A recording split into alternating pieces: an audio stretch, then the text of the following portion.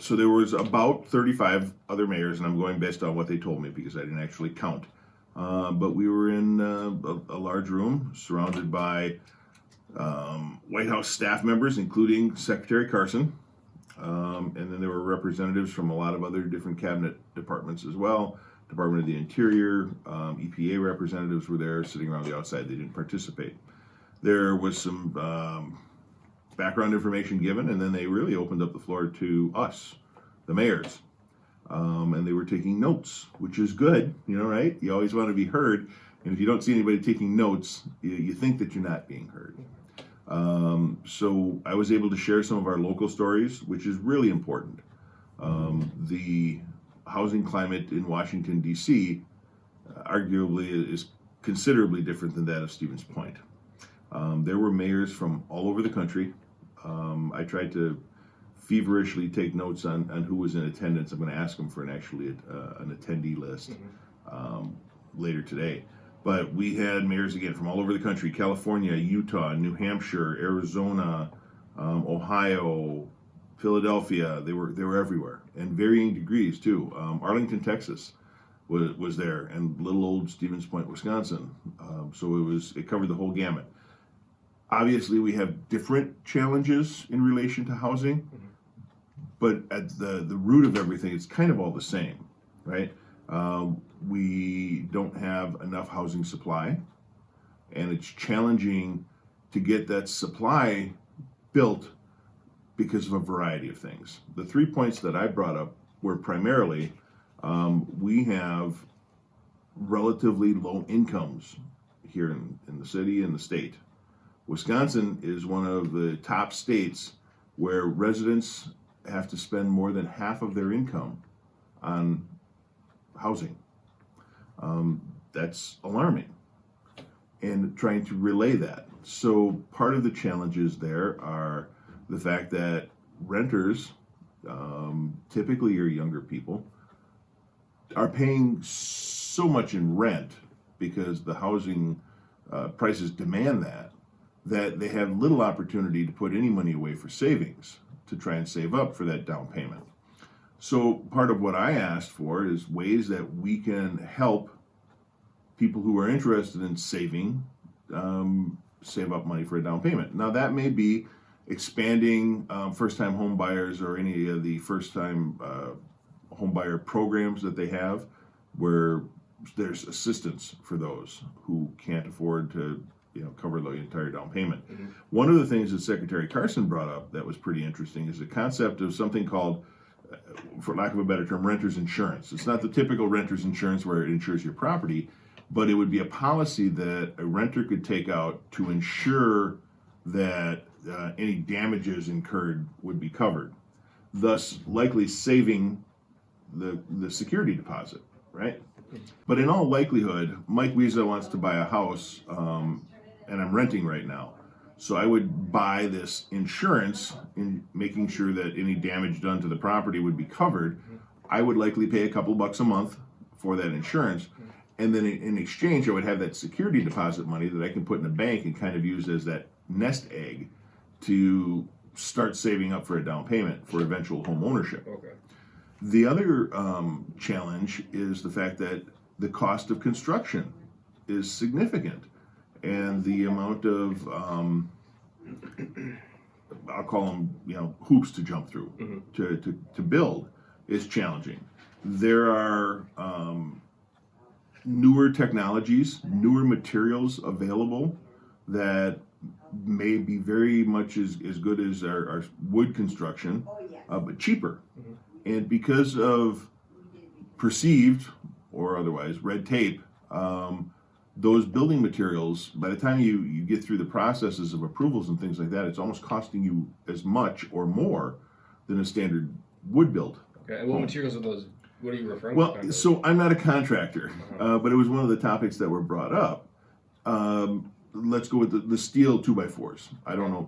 I'm sure there's a name for them, but I'm not a contractor, so I don't know that. You see a lot of these metal 2x4 type things going in. I imagine there's some composites that are available. There are probably things that are just as strong as traditional building materials. I just don't know what they are. And then finally, the third thing that I talked about is from the municipal aspect is we have, worked with developers. It's expensive to build a large complex. Single home families are traditionally more to build than the cost of buying used. And that becomes challenging in our community because we have people who can't make that leap from whatever starter home, let's call it, that they are in now, into either building a home or upgrading in some cases.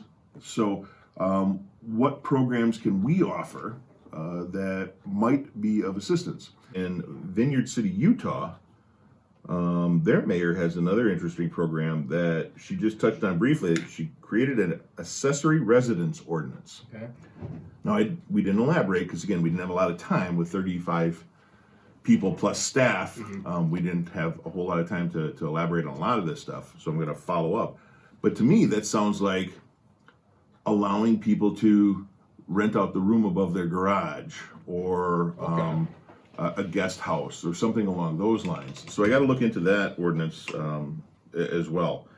So you have to have proper zoning, and there's hoops to jump through. Okay. Right. So if I wanted to, and I don't have that ability, but if I wanted to rent out my garage as another residence, I know there's people that have like a guest room above their garage, but if I wanted to use that and rent it to Taylor for living, there's a lot of hoops I got to jump through. And I don't know the details of this ordinance, but it sounded intriguing enough where I wrote it down so I can follow up. Yeah. There were actually 4 mayors from Wisconsin. Okay. Out of 35 mayors total, we had the majority. Really? So we had myself, Mayor Zach Vrewink from Wisconsin Rapids, Okay. Emily McFarland from Watertown, and Steve, I'm going to forget his name, from Marinette, the Marinette mayor. Okay. We've got one of the lowest unemployment rates in the state. We also have one of the biggest housing issues. And like I said, Wisconsin is near the top of the list when it comes to those people who are spending the majority of their income on housing. So that may be why we had the majority of people there too. Arguably, Wisconsin Rapids and Stevens Point are very similar, but we also have very unique challenges. Rapids has a little bit lower population, but they have had housing issues for a very long time. They've had unemployment with the mill closings and things like that. Their challenges are different than Stevens Point. Stevens Point is kind of a mid-range, right? 26, 27,000 people. Marinette, arguably a different animal too, because they are working with Menominee, Michigan, which is right across the river. So it's Marinette, Menominee, and they partnered with not only another city but another state to try and address some of their issues. Watertown, I don't know what their specific challenges are. We didn't talk about that a whole lot, but I imagine the demographics are a little bit different. Yeah.